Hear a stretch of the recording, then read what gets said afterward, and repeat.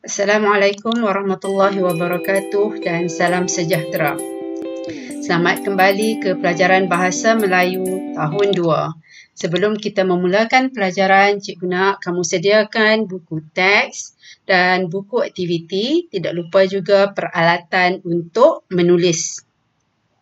Baiklah, sebelum kita memulakan pelajaran kita pada hari ini, eloklah kita baca dahulu doa sebelum belajar.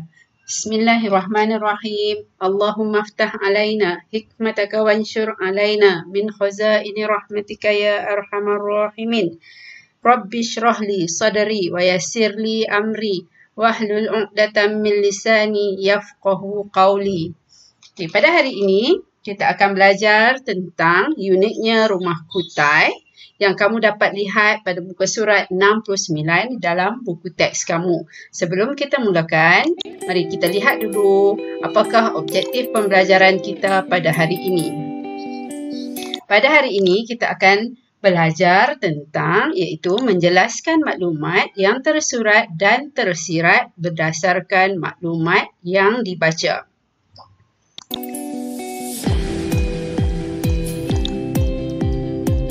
Okey, apakah idea tersurat? Idea tersurat adalah ayat-ayat yang telah ada di dalam bahan yang dibaca dan dia juga mudah dan jelas difahami. Maksudnya di sini apa yang kamu baca itu adalah idea tersurat yang dinyatakan di dalam teks atau petikan yang kamu baca itu adalah idea tersurat. Mari kita lihat pula. Apakah idea tersirat? Idea tersirat ialah maksud ayat yang tidak dinyatakan di dalam bahan bacaan dan hanya dapat difahami sekiranya kamu membaca keseluruhan teks. Dia tidak tulis di dalam teks atau petikan itu, tapi kamu perlu berfikir. Contohnya kesan, faedah, akibat sesuatu bahan yang kamu baca tu, apakah kesan dia? Okay, kita akan lebih memahami sekiranya kita lihat contoh. Sebelum itu, cikgu nak kamu buka dulu buku teks kamu. Buka surat 69. Ini adalah contoh rumah kutai yang akan kita pelajari pada hari ini. Ini rumah kutai di negeri Perak. Unit 11, kesenian dihargai. Buka surat 69. Kita baca bersama-sama. Kalau kamu tengok di sini, dia ada nyatakan idea tersurat dalam kotak merah tu. Okey, mari kita baca. Rumah kutai diperbuat daripada kayu dan dindingnya daripada anyaman buluh. Bumbung rumah ini menggunakan atap daun rumbia yang dianyam dengan cantiknya. Rumah ini bertiang tinggi. Ini semua maklumat yang ada di dalam teks ini. Jadi, apakah idea tersurat? Sudah pasti idea tersurat adalah semua teks yang kita baca di sini. Okay, selain pada itu, kita baca sedikit info. Ini maklumat tambahan untuk kamu lah. Apa itu rumah kutai? Rumah kutai ialah rumah tradisional Melayu di Perak. Rumah ini banyak terdapat di daerah Kuala Kangsar, Perak Tengah dan Hilir Perak. Ini adalah contoh rumah kutai yang kita pelajari hari ini. Kamu tengok gambar dalam buku teks kamu ataupun di skrin kamu, kamu dapat lihat rumah tu. Okay? Sekarang kita buat pula aktiviti untuk mengenal pasti maklumat tersirat ataupun idea tersirat. Okay, sebelum tu,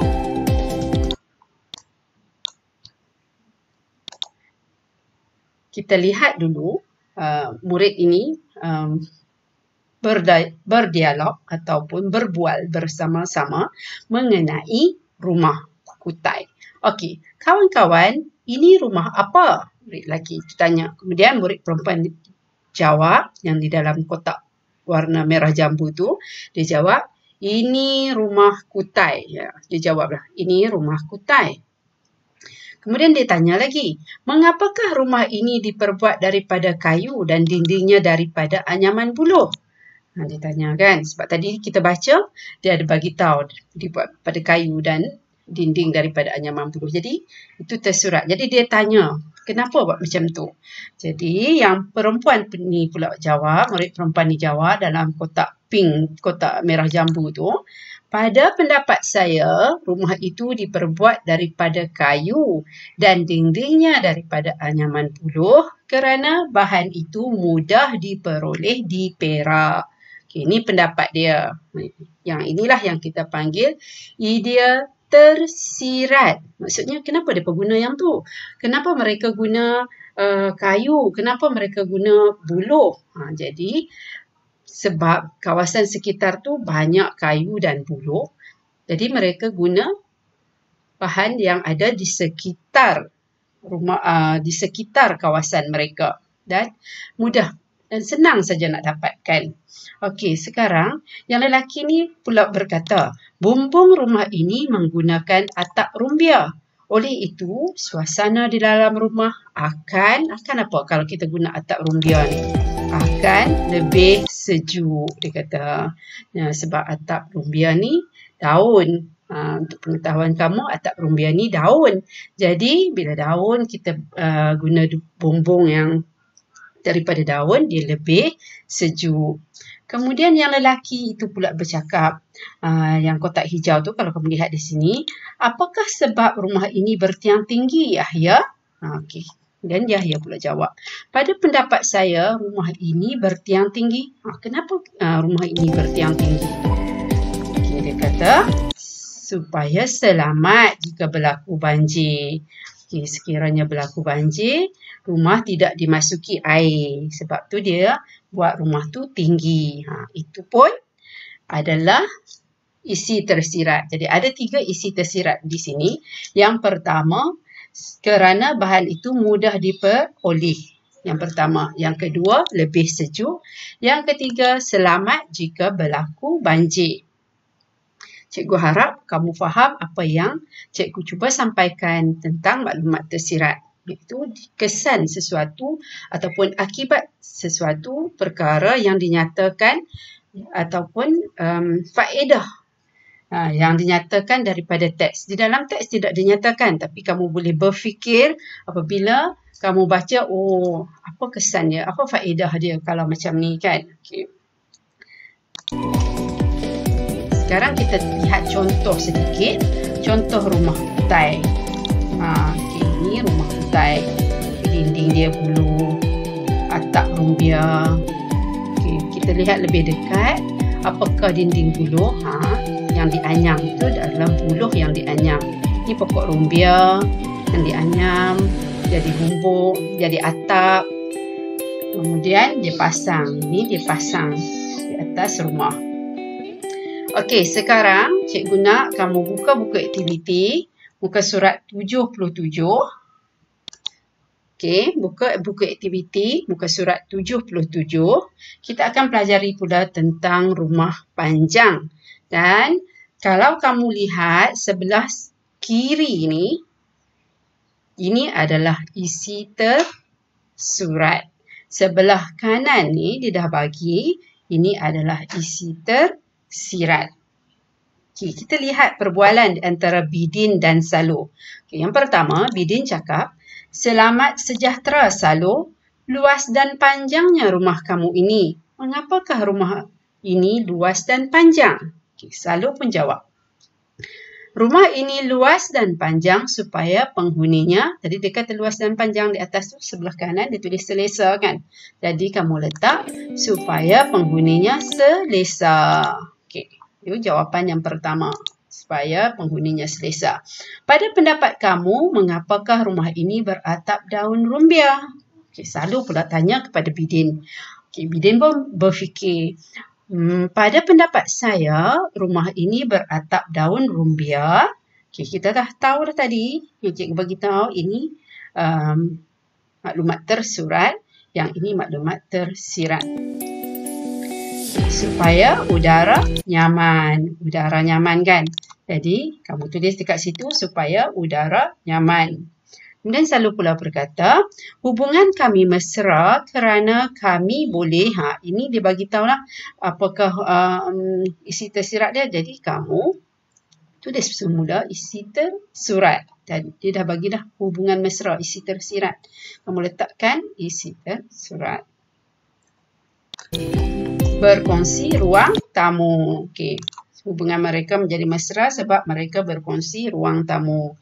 Jadi di dalam rumah panjang ni ada ruang tamu yang boleh dikongsi. Nanti kamu cuba cari dalam internet macam mana keadaan ruang tamu rumah panjang.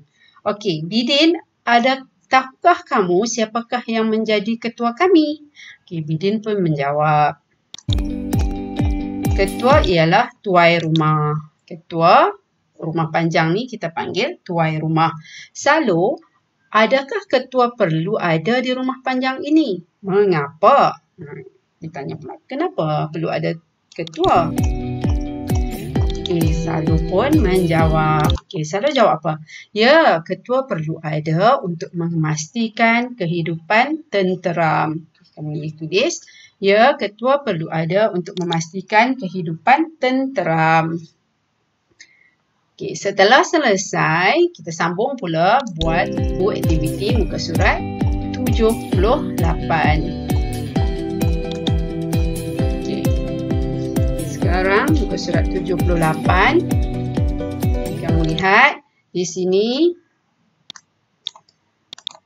Kita baca dulu apakah isi tersurat dan kita akan fikirkan ataupun dia dah diberikan isi tersirat di bawah. Okey, kita baca terlebih dahulu. Cantik dan uniknya rumah tradisional Kedah. Tadi kita dah kena Perak tentang rumah kutai. Kemudian kita baca rumah panjang yang terdapat di Sarawak. Dan yang terakhir ini adalah rumah tradisional di negeri Kedah. Fizikal rumah. Kayu hutan yang bermutu, banyak ruang, banyak tingkap. Itu ciri-ciri rumah di negeri Kedah. Dia banyak diperbuat daripada kayu hutan, dia banyak ruang dan banyak tingkap. Keistimewaan dia, yang ni yang kita panggil sebagai isi tersirat. Apa keistimewaan dia? Sebab di kayu hutan yang bermutu, jadi keistimewaannya sudah tentulah kukuh rumah tu. Rumah tu kukuh. Kukuh ni maksudnya kuat lah. Tidak mudah roboh.